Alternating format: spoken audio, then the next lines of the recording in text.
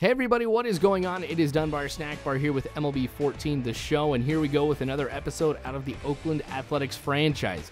You can see we're on the road at Fenway Park to play the Boston Red Sox. Now these two teams are sitting at the very, very top, 1 and 2 respectively, in the American League East. Now if there's anything that 21-8 record will tell you, it is that the Red Sox are not an easy team to beat. But this could end up being a preview of what we may see later on once we get to like the playoffs and everything like that. So very, very interesting matchup with this one. So we're going to start things off here in the top of the first. Jed Lowry up at the plate, able to go ahead and work a full count against Ryan Dempster. But this one going deep in the left field, and it is going to go off the monster. But Lowry will be able to get into second with a double. And we're sitting pretty here. Now, Brandon Moss comes up next, and he's really been doing a lot for the team as far as RBIs go, and a lot of it's because everybody ahead of him has been able to get on base. But we'll go ahead and ground out to Napoli at first. So that's going to be it for the top of the first inning for the Athletics. Scott Kazmir is pitching today to Big Papi. This one drifting up. And it is going to go for a home run. It seems like with every Red Sox game that I've been playing as of late, Big Papi's hit a home run. In fact, well, I mean, now that I think about it, the last time I did Yankees-Red Sox, I was able to strike him out every single time. So, yeah, not all the games lately, but a lot of them, Big Papi's been able to hit a home run. So that 1-0 lead here does kind of worry me. Not so much because it is the first inning.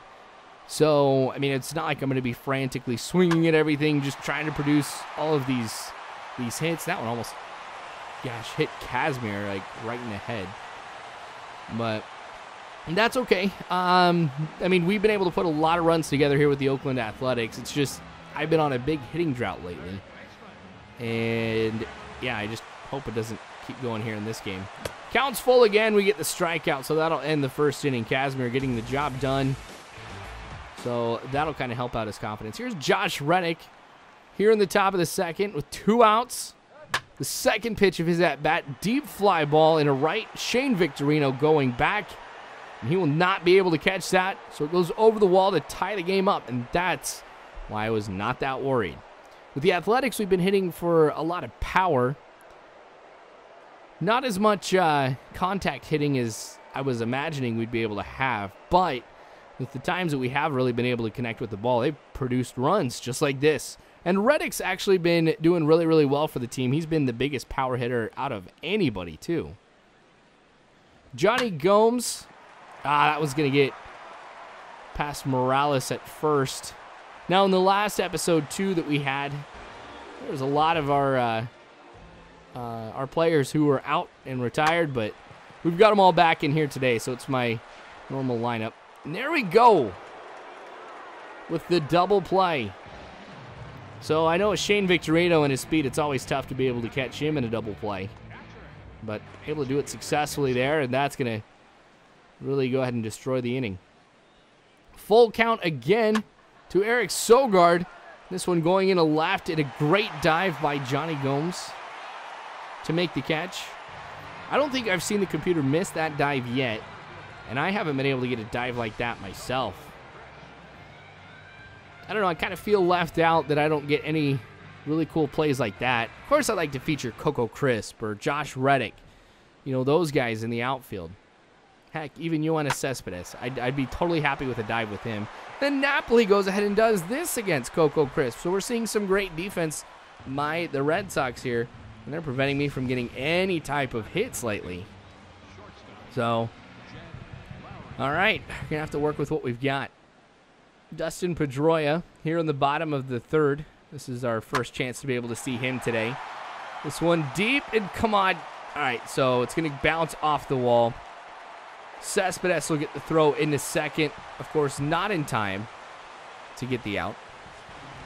Obviously, there's a pretty big wind coming in, or heading out, excuse me, to center field. No Big Papi. I don't think this one has the distance. That'll go ahead and end the inning. So Pedroia's sliding home. Won't count for anything, of course. Game still tied at 1 in the top of the 4th. 0-2 count. And Brandon Moss hitting this one into right. Shane Victorino will not get there, though. And that will bounce into the stands for a ground rule double. So, I mean, I'm totally fine with that.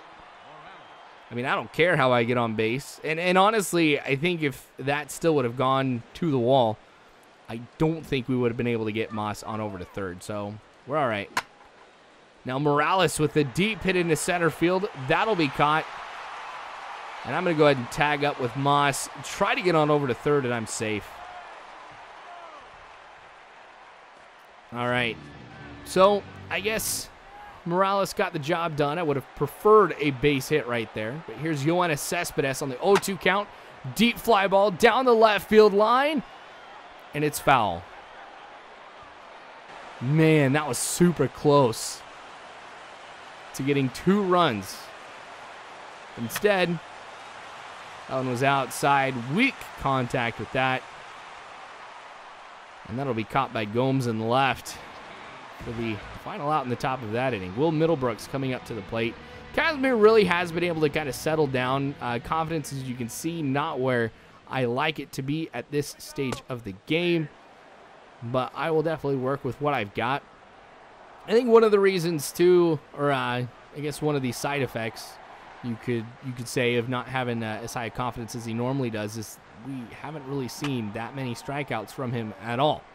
I mean, you guys know, though, I'm not so concerned about strikeouts as I am about getting out. So if it's ground balls, fly balls, I don't care. A lot of ground balls, though. So, I mean, he's still doing well in that regard. But, I don't know. Not quite as many hits, though. I guess that's good. So Jaso getting this one past Napoli into right field. That'll be a single for him, and we really haven't called Jaso's name in quite a little bit. I think one of the reasons, too, was in the last game against Yu Darvish, I think we did have him sitting down. But I think we had Norris at catcher, too. So here comes Eric Sogard taking the first pitch against Dempster, which ended up being a strike. And that slider, oh, man. Double play. That'll go ahead and ruin that inning for us, too. Man, we are not hitting that well today. Red Sox getting a hit right here is Shane Victorino. Hits that one into center, and it was really kind of a weak hit, too. But that puts Victorino on first. I'll, of course, be looking to throw the ball low, see if we can go ahead and hit him into a double play. But Shane Victorino heading for second, and even though Lowry was there, still not able to get him out at second. Of course, we'll throw out the runner at first. But Xander Bogaerts now with Shane Victorino in scoring position will hit this one into the gap. It'll go off of the wall. Obviously, we'll be seeing Shane Victorino come home. And he'll be sitting pretty with a double. So just like that, the Red Sox go ahead and recapture the lead. Actually, they've been the only team to have the lead. But 2-1 score now. We've got to find a way to get out of the inning. There we go. Donaldson throwing over to Morales. Jed Lowry had that double early on in the game. We'll get a chance to see him now. I'll follow that one back, though. For the first strike of his at-bat, I am swinging it a lot more. I mean, if it's like the first strike or something, and it's right over the heart of the plate, I won't take it. I'll swing at it. But he'll get a ground rule double as well. And that'll, of course, put him on second base. So a chance to go ahead and bring him home. You guys get a chance to see that one. Brandon Moss, again, coming up to the plate. We've seen him actually quite a bit today. That one's going to be in the dirt, but that will be ball 4. So that'll put runners on first and second for the Athletics. And this is the first time here in a little bit that Ryan Dempster has had to worry about what might happen. The one thing that's going for the Red Sox right now is there are 2 outs. Morales with another deep hit in his center field. And that will end up being caught. Oh, man. That's twice Morales has made some really solid contact. We haven't been able to do anything with it. This is the problem with having your infield adjusted. Like, honestly, anybody else with that type of hit would have been caught. But that one will get past Donaldson, out to Cespedes. With the bases loaded, the throw home, and Big Papi is out. Whew. Or sorry, not the bases loaded. My bad. Runners were on first and second. This one will go into the left field, and now the bases are loaded. All right. Dangerous moment here for the Athletics and Kazmir. We see like a home run or a grand slam or any runs could go ahead and affect the game, but luckily, the final out for the inning is Cotton left. Top of 7, still trucking along here. Josh Reddick with another plate appearance. Had that home run earlier in this one. You're going to bounce off the top half of the monster, just right there at the MLB logo. Whew.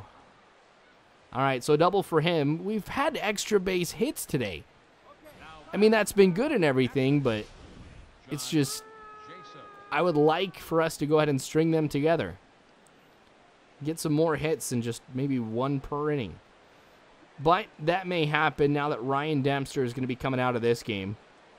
So, crowd cheering at his performance, and honestly, he pitched a lot better than I was anticipating. So, I guess mad props to him. Andrew Miller, a lefty, going to be coming in, and against my heavily left-handed hitting lineup, this could cause some problems here. So I will go ahead and I'll make a few changes. I did go ahead. You can see I have Alberto Callaspo in now for the lefty, Eric Sogard. But he's going to be of no help for me as he'll foul that one to Dustin Pedroia. Now, I did also go ahead and I brought in Norris and I sat down Jaso.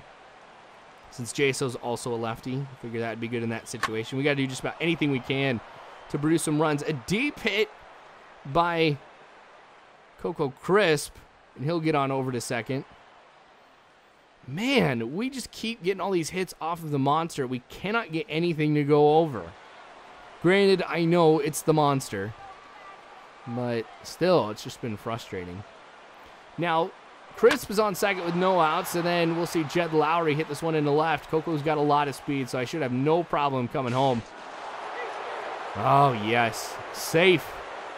So that'll go ahead and tie up the game. It's about time that we tied it up. I feel like we're finally back in this, and we've got some momentum going. So now we'll see Rich Hill. So no changes are going to be made to my lineup right now. So, all right. Rich Hill. Just taking a look. Thrown 6 walks, so maybe a little bit of a control issue. Just got to watch some of these pitches, but Donaldson will hit this one, so it goes into left field, and he'll get a single. This is where we really start to build that momentum here, and it has to be late in the game. All right, so Morales, he's had a few big hits. Here's another one. But Shane Victorino will be there to make the catch. So I'll go ahead and tag up at second and get on over to third. That'll put runners at the corners now for the Athletics. If only Morales had a little bit more power, this game would be ridiculously in our favor. I mean, just think about it. Really, he's hit it deep into the outfield 3 times. I mean, even just one of those, as Cespedes strikes out. Just one of those would have gone over the wall. It would have been good. Luke Gregerson now going to be coming in. Kazmir getting a little tired, and with the game all tied up too, it's absolutely imperative that we go ahead and shut down the Red Sox right here. So, top of the 9th inning though, Gregerson did do a good job in the 8th inning. Obviously, there's nothing for me to go ahead and show, but a single for the Athletics as Norris gets that hit. That might be... No, I think we have seen him get a hit before. I know we just don't have him in that often because I do have him coming in whenever there's left-handed starters. And that just doesn't happen too often here. Now Callaspo on this curveball is going to hit into a double play, so Callaspo really has been of no help for me here today. So here we are in the bottom of the 9th. Still got Gregerson in right now because I know with what may be happening and us heading into extra innings, I might want to go ahead and just keep everybody here, warmed up, but don't want to go ahead and make everybody ridiculously tired for some of these other games. Jackie Bradley Jr., though, going to be pinch running at first. I mean, I've got enough energy. I'm okay. Shane Victorino lays down the bunt, and this has kind of been something that has been plaguing the game. Another bunt that goes for a hit. I think it's safe to say that there have been more bunts that have gone for hits than there haven't been. So a strikeout right there. All right, so we're good. Dustin Pedroia going to be coming up next here for the Boston Red Sox. Got to go ahead and force a ball on the ground or just do something to go ahead and get the final out. But instead, playing deep. Oh, man. That's going to be it. Only Cespedes wasn't playing so deep. Would have been able to run up on that one and make the catch. But then again, if Morales would have gotten hits, there's a lot of big ifs on this one. But a walk-off win for the Red Sox in this one. Well played, Boston. Well played. Anyway, thanks for watching, you guys. I sure do appreciate it. More of this to come later on, so make sure you guys subscribe if you haven't already. You can follow me on Facebook, Twitter, all that great jazz. But you guys are phenomenal people. You really are. Thank you again for watching. And as always, you guys, I hope you have a good one.